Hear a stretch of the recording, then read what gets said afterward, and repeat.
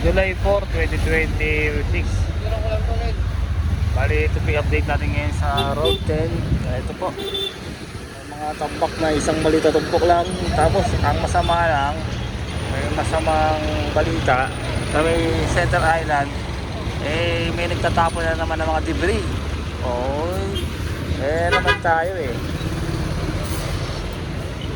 Pakita ko sa inyo yung mga sako-sako, yung mga sako-sako nandun, no? Pupunta rin kagawad para mapicturan at pa-send sa GC po nila Sir Egay. Papuntahan po yan, no? Maakot ng grupo po nila. I-picturean vlog po nila Sir Egay yan, i-share after para mapapadala sa messenger at nakita po ng ating mga kawani na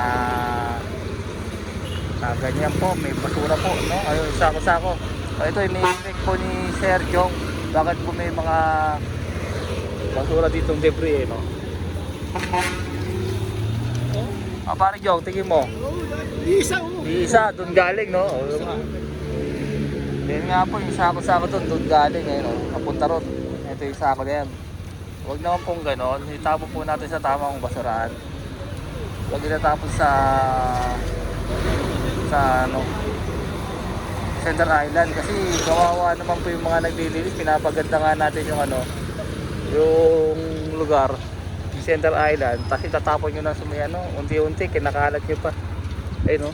May mga sako-sako, kaya sinita po ni Jong yung banda ron, yung bahay doon, saan galing yung sako-sako na yan. Kasi isa lang tama naman si Jong Kaya meron po tayo dito mga nagbabayanihan, naglilinis na ng mga basura, nilalagay na po dito sa sako. Kaso nga lang silita ng ating Sergyong to, bakit may mga sako-sako dito sa bangketa, bawal po yan.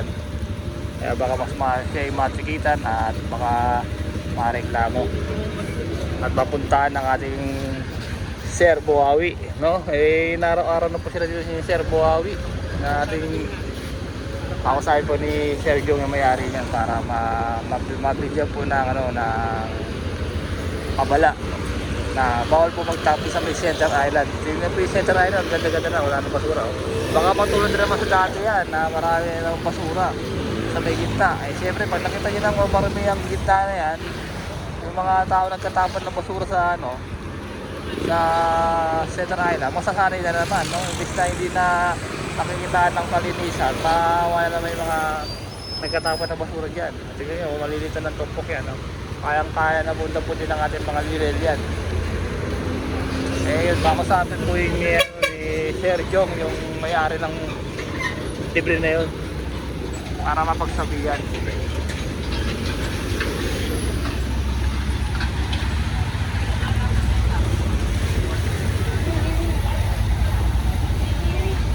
Ito kailangan magpulasan na ng mga to dahil pag napunta ng clearing to, baka masapa sa truck yan. Time check po natin ay 6:57 na po ng umaga. Yan, babayan na yan sa naglilinis na dito. Ang problema lang dito, kailangan maalis na po dito yung mga cycle, baka mapunta na yung clearing, sir.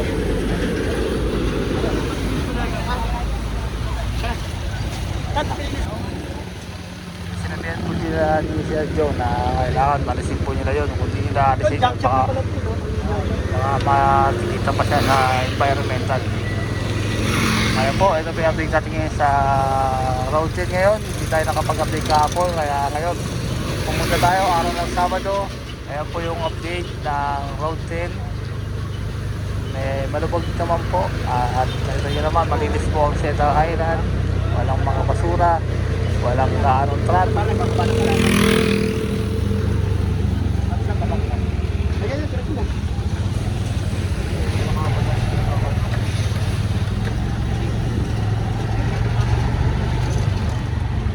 Nagkatapon ng kalakal, no? Huli.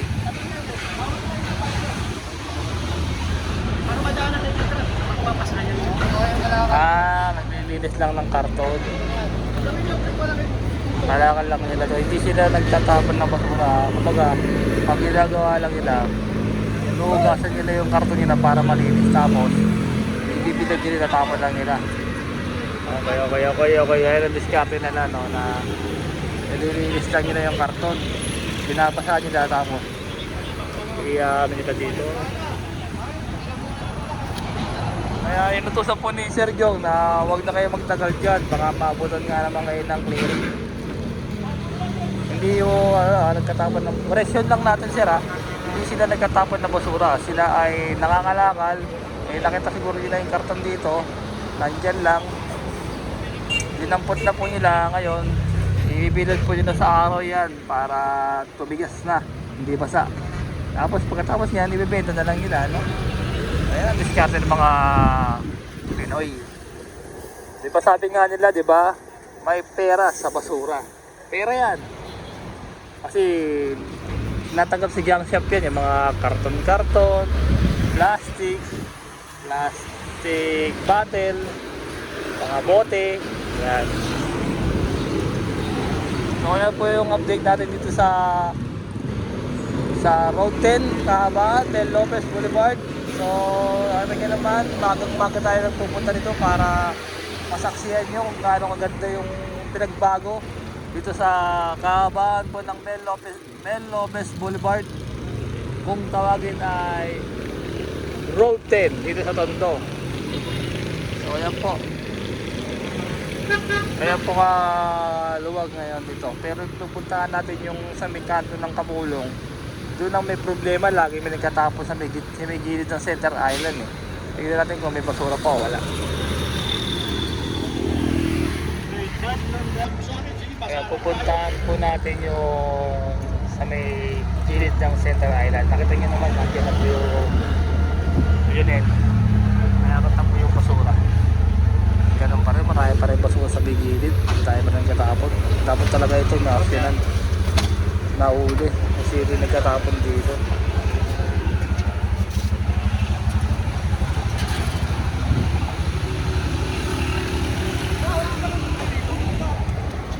Meron. Hindi sa gabi yan. Itong umaga sa kagahapon meron na Kaya tayong basura na naman, guys. So, talagang paborito nyo na magtapon ng basura dito sa may gilid, no, pare, no? Pinagwala ni Ega yan.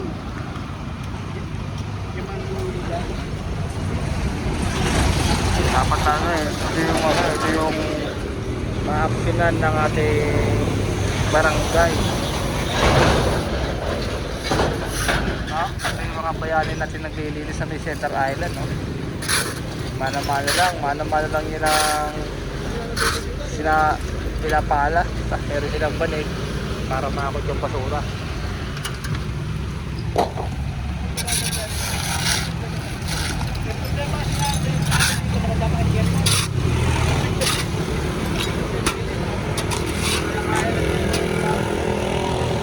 Basic lang sa nila, tignan nyo.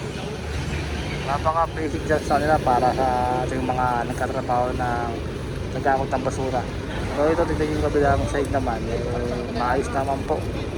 Nasa gilid lang po yung kanilang mga kalakal at pinapasok po nila sa loob. Hindi sila garapan na. Ang garapan lang dito yung mga nagtatapon ng basura dito sa may gilid ng Center Island.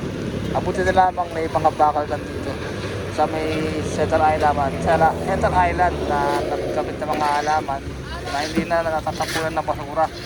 Hindi na nabababoy. Nabababoy lang yung may baba, no? Hindi ito lang may problema, eh. Ang dahil basura, nandun, no? Buti na lamang, nandiyan na yung ating kalawat kanan, Lionel, at na nag-aapat ng basura dito. So yun yung nila iiwan ko, no? Kukunin po nila yan, uubusin po ng ating Lionel. Tapos po yung mga kahoy-kahoy na katulad na yan, yan po yung kukunin nila Sir Egay.